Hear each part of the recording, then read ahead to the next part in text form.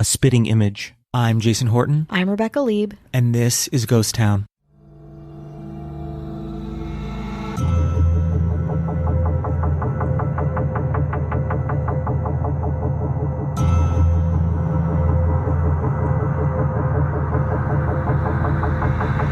Anna Maria Grossholtz was born on December 1st, 1761 in Strasbourg, France.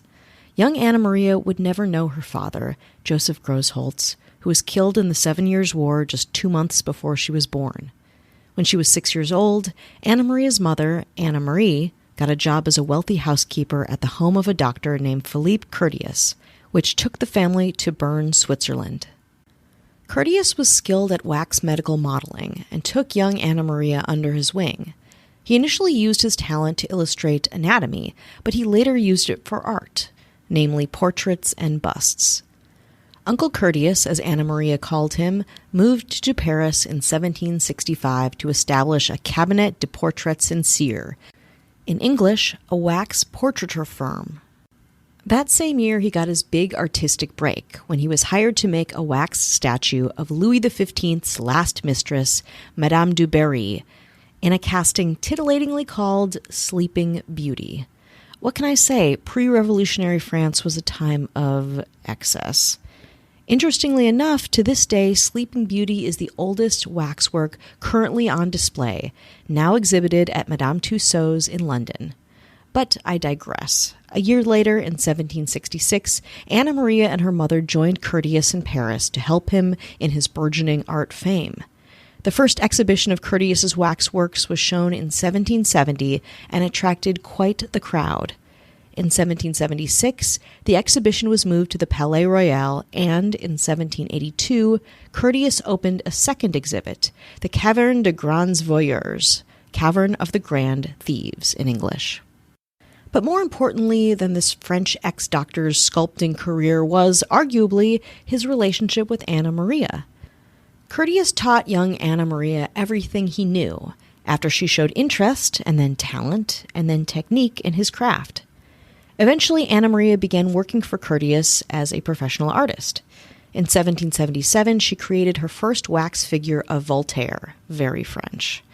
From 1780 until the Revolution in 1789, Anna Maria did what we know her to do now, what we know her for, create famous portraits of celebrities of the time, including, of course, Voltaire, Jean-Jacques Rousseau, and Benjamin Franklin. During this period, her memoirs claim she got a job teaching votive making, kind of little paintings or collage-type groupings serving as an offering to a saint, to Elizabeth, the sister of Louis XVI. At that point in her memoirs, she said she was well liked by the royal family and was invited to Versailles for 9 years to continue to make art for the royal family. This is where Anna Maria Grossholtz's story and European history really intersect. On July 12, 1789, Anna Maria was back in Paris. On that day, the revolution was brewing, a working class disillusioned by the excesses of the French monarchy and court. That day, an angry mob stole the wax busts of the Duc d'Orléans and the finance minister Necker, both made by Curtius, from their display cases at his gallery, and paraded them about the streets in a mock funeral. The real men at this point had been banished, but protesters felt the wax copies would hold a similar, powerful effect. When the mob was shot at, it marked the first real bloodletting of the revolution, a precursor to the iconic storming of the Bastille a mere 2 days later. Perceived as a royal sympathizer, which, let's be real, she probably was, Anna Maria was arrested along with Josephine de Beauharnais. I think I'm saying that right. You might know her as Josephine Bonaparte, the first wife of Napoleon, and her head was shaved in preparation for her execution via the guillotine.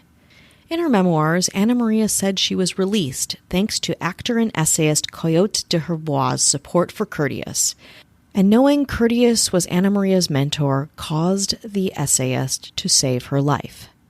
Tussauds said then that she was employed by the revolution to make death masks and whole-body casts of the revolution's most famous victims, showing the anguish and the humanity of those sacrificed for the freeing of France. The young woman's sculpting talent made these objects powerful tools of the revolution, reinforcing the violence reverberating throughout France.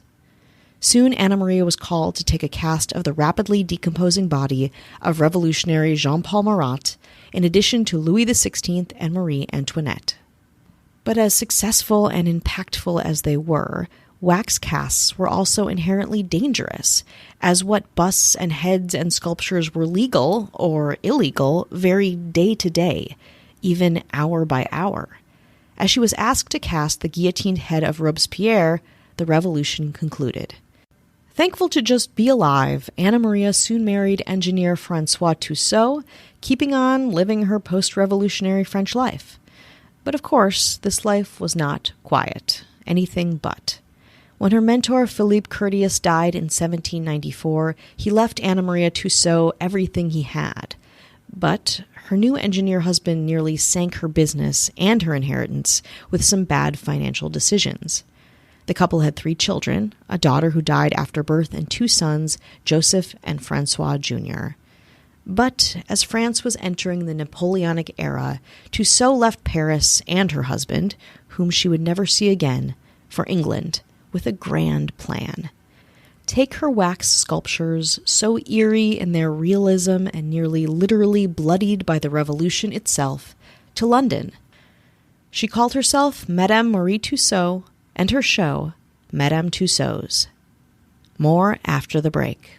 Hi, hello, how are you doing? Hello. We're checking in. This is the check-in. You're in it. You're in it right now. It's too late, can't get out. You can't ever leave. Or you can absolutely Or leave. Yeah, but don't leave. Don't leave us. Don't leave us. We need you more than you need us. And we know that. That's true. And we'll remind you every single week. We'll never forget it. We want to thank anyone who's listening, supporting us, spreading the good word of Ghost Town. We thank you. If you haven't reviewed and rated the show wherever you're listening, please do so. We'd love that. And if you do, send it, just DM us on Instagram and we'll read it on here. Yeah. If that's something you're into. Yeah. Don't you like seeing your name in lights? Yes. Very low, a flickering light, By barely lights, I hanging mean on. read by us. Yes. It's actually a blue light that's probably hurting your... Yeah, don't fall asleep to us. No, don't wake up to us either. Yeah, That's even yeah. worse. Ugh. And, our mayors. The Ghost Town government. The mayors. Ooh. And, interesting, they have their own ideas about what should be in Madame Tussauds. Interesting. Yeah, they got their own... They have their own thoughts? Yeah, they're like, we would like to bring our own celebrities. They're taking it up with the management? Yeah, and they got sway. They got sway. Okay, They're come on mayors. in. Do you want a little bottle of water? Suggesting a amazing replica of Meredith Baxter Burney from Family Ties. Does that sound right? Does that sound right? Sure. Does that sound right? Family Ties, great show. I'm pretty sure if you're anywhere under 38, you're not going to get any of these. I'm going to guarantee that right now. And good for you. And good for you. Yeah. And good for you. And great for you.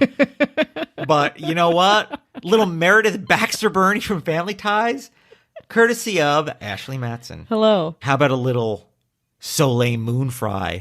Punky Brewster. That's a name I do recognize. Got it. Classic, right? Classic fun. Oh, Brought yeah. Punky Brewster back. Classic episode, Punky Brewster, where Cherry gets locked in the refrigerator and almost dies. We talk about that. We talk about that. We talk about that. Do a little bit of that. Do a little bit of that. Little Soleil Moon Fry as an adult. Okay. Like taller. Like she's like a normal size. Yeah, like normal. Like a regular normal, just normal. Right. Just, you know what? And that's, that's the vibe of Cat Giselle. Hello. I was gonna say just an average sized brunette white woman. Yeah. In a hat? There's nothing average about Soleil Moon Fry. Okay. And who's getting modern? Who's getting modern up in here? Huh? Who's taking it up to the 21st century-ish? 20th, Not you. 21st century. A little Bryce Dallas Howard. Yeah, there's some nepotism. Yeah, you're gonna deal with it. Yeah, because it's Kelly Meehan. Time to get retro again. We were too modern. That was too much. And you remember this heartthrob from back in the day. Floppy hair, Floppy middle part. hair, little home improvement. Yep. Jonathan Taylor Thomas. Ooh, JTT. And that would be courtesy of Casey Weber. Hello. You loved him in The Fugitive. You loved him in U.S. Marshals. You're going to love him in Madame Tussauds. He's probably already there. This is the new one. This is U.S. Marshals one, which I know they don't have. And you're going to want to thank... Yeah, you know, because guess what? Matthew Clemens Leray made sure of it. Hello. How about some 90s? You loved her in Buffy. You loved her in A Note You Did Last Summer. You loved her married to Freddie Prinze Jr. Well, you're going to love her in Madame Tussauds. Sarah Michelle Gellar. And you can thank Emma Hopkins. Hello. Can't have her standing there all by her lonesome. She needs her man by her side. He needs to be by her side.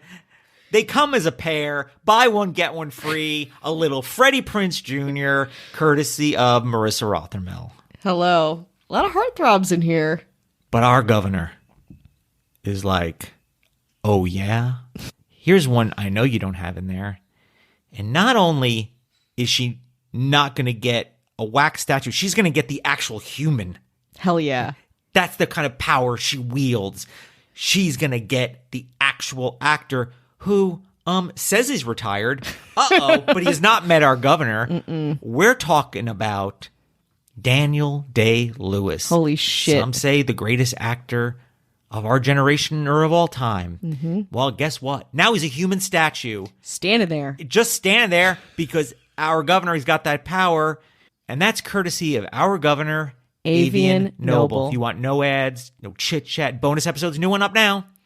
It's dark. It's dark as hell. Did not enjoy editing that one. Took me a while. I was like, oh, come on. But it's up there. And there's probably another 75 bonus episodes. You can listen 7 days free. You can listen, get out. Or you can support us for $1 or $2. Or you can run for the hills. Or you can just take what you want and run for the hills. You can throw your phone wherever. Throw it in a gutter. But before you do that, head on over to patreon.com/ghosttownpod. And you want to get back into it? Let's do it. In 1802, Tussauds went to London with her son Joseph, then 4 years old, to present her collection of wax sculptures. She had accepted an invitation from Paul Philidor, a magic lantern and phantasmagoria pioneer. I believe we did a whole episode on the wild Victorian trend of the phantasmagoria, pretty much a haunted house on drugs. I believe in our Patreon, but I'm going to check and make sure. If not, I will have one because they are fascinating. Anyway, Philidor had Tussauds exhibit her work, death masks, wax faces, and busts, alongside his show at the Lyceum Theatre in London. Part of the landscape and climate of English creativity at the time. You had West End stage plays, which included the first to be called a melodrama, the first appearance of Joseph Grimaldi in his, quote, clown character, the inspiration for the modern clown today, and even poet William Wordsworth's poem, quote, composed upon Westminster Bridge, September 3rd, 1802, describing London and the Thames. At the Lyceum Theatre, Tussauds told tales of living at Versailles, being an art tutor to Louis XVI's sister and casting the king from life, and later, during the Revolution, in death. But, complaining that Philidor failed to promote her, Tussauds then decided to go into business completely alone. It was then that she left with her many casts for Edinburgh in 1803. Unable to return to France during the Napoleonic Wars, Tussauds traveled with her collection throughout the British Isles. In 1822, she reunited with her son Francois, who joined her in the family business of wax making, marketing, show business, performance, or all of the above. In November 1825, her touring exhibition of wax figures was making the rounds, a traveling show of violence and wonder. In 1835, after 33 years of touring, she headed back to London. There she established her first permanent collection on the famous Baker Street in Marylebone. In 1838, she wrote her memoirs, and in 1842, she actually made a self-portrait, which is still on display at the entrance of her London museum. Some of the sculptures done by Tussauds herself still exist here, along with some of her mentor, Philippe Curtius's work. All in all, the gallery originally contained some 400 different figures, ranging from wholesome to gruesome. Fun for the whole family, right? Well, maybe not the whole family. One of Madame Tussauds' main attractions in her museum was initially called the Chamber of Horrors. The name is often credited to a contributor in the French magazine Punch in 1845, but many believe Tussauds originated it herself, using it in advertising as early as 1843. The Chamber of Horrors included victims of the French Revolution and newly created figures of murderers and other criminals.